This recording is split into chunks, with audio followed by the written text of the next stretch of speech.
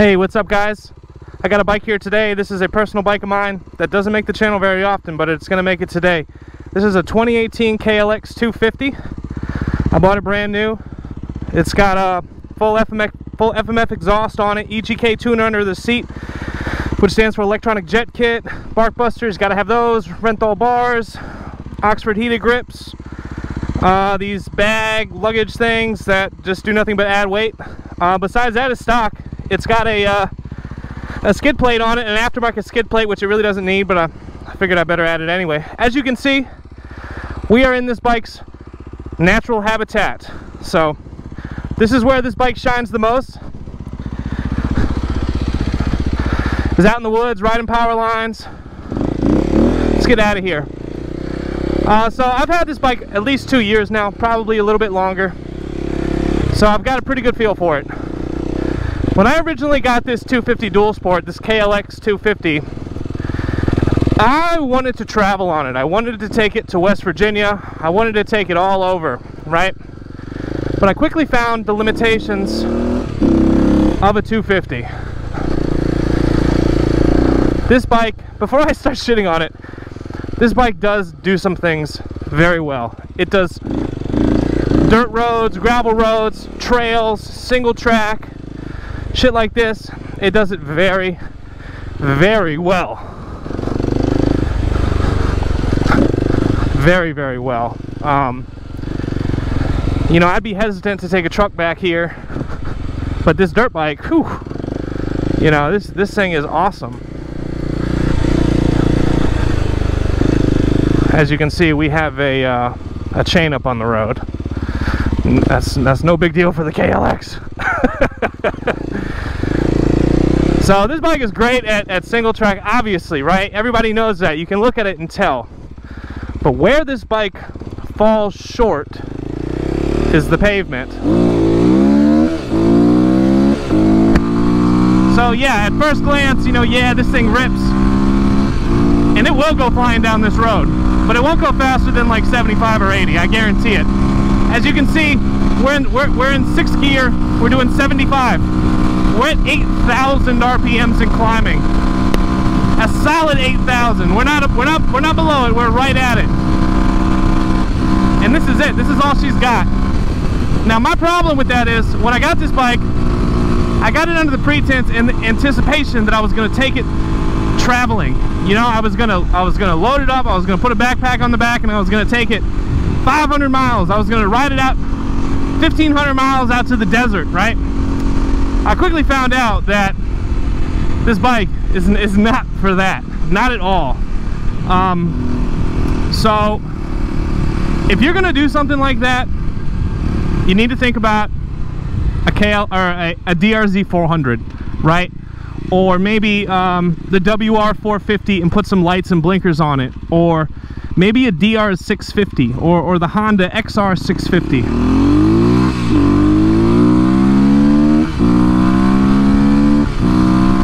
Because you're gonna quickly find out that this bike has limitations on the road. You know, yeah, okay, I'm doing 70 now, but this is wide open.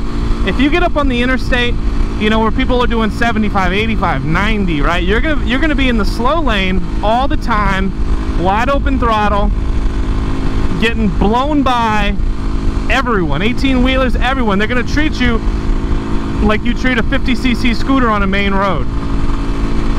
You know, so that was my biggest disappointment with this bike. Was I didn't feel comfortable taking it the places I wanted to take it. Not to mention the seat feels like you're straddling a church pew. And of course, yeah, you can go out and buy a new seat and fix that, but who wants to do that, man? I don't want to spend $600 on a bike that I know I'm not going to do what I want to do with it. So where I have had fun with this bike is locally. You know, there's not a dirt road around here or a hunting trail that I don't know about, that I haven't been through. You know, if there's a mailbox, I won't go down it. But if there's no mailbox, I'll go through it, man. If there's a gate, I'll go around it. You know, this bike will do all that very, very well. Another thing I should mention is I put the full exhaust on there, which definitely gave it more pep, made it easier to wheelie, made it a little bit faster. But the problem is that all of a sudden the bike's a lot louder. You know, I used to go all through these woods, man, when I had the stock exhaust, and this thing was quiet, man. I would go ripping through them, flying through the woods silently, man. It was cool. But now that I've got the full exhaust, I go through these woods and I'm going half as fast and I'm twice as loud. Let's see how fast we can hit it right here. 70, 72, 77, 80, and once you get above 80, man, it starts getting the wobbles just a little tiny bit. I'm very confident that if I let off of these bars, they would start shaking. So that's something to keep in mind as well. But if you're gonna get a bike like this and you live out in the country, right, or maybe you live in the city, right, because this bike is great for jumping curbs and stuff. I used to ride it around Richmond, Virginia like a fucking hoodlum, man, going everywhere. I would ride along the seawall in James River in the middle of the night, and the only people out there were fucking bums having campfires, and they loved it. but that's not the point. The point is that if you're gonna get a bike like this, man, know that there are limitations to it, and you're not gonna want to sit on it 6 hours a day, have it pinned at redline. You're just not going to do it. I mean, I know that there's people that do it, but save yourself the trouble, man, and get something with a little bit more motor, right? Because this thing is really just a dirt bike. It's 100% dirt bike with blinkers and mirrors. That's it, you know, and it comes with the catalytic converter, the emission stuff, right? You'd be better off to just buy a full-blown dirt bike without that stuff, and then put the other stuff back on it, man. Put the blinkers on it, and then get it road legal, instead of having to do it all backwards, right, to get it back to a dirt bike. So yeah, if you're thinking about one of these, man, just keep that in mind. Make sure you know what you're in for. You know, you're not going to want to take it far from home. I don't think I've ever taken this bike farther than 100 miles from home. I don't think I've taken it farther than 50 miles from home. But in this 50-mile radius, there's nothing I haven't covered, man. I found abandoned churches, abandoned houses, anything out in the woods. I found an old college from the 1800s out in the woods, man, and it was like falling apart. I didn't even know what it was until I started looking it up on the computer, because I had to know.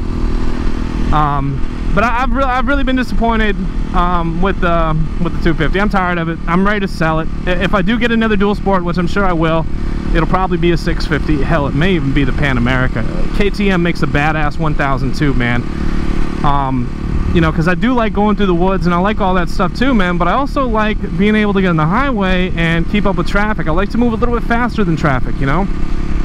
And on this bike, it's not going to happen. Even on that road I was just on, you know, if there was a car in front of me doing 65, 70, and say I want to pass him, I've got to really have the stars aligned to get around him, you know? I've got to pin it, and then I've got to have the wind on my back, you know, and I gotta hope that he slows down a little bit, and maybe even I got a hill. Like, everything has to be perfect, otherwise I'm just gonna creep by him, and it's gonna be pointless, man.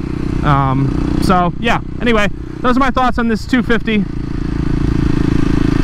Seriously consider what you're gonna use it for if you're thinking about getting one. Peace out there on YouTube. Be good.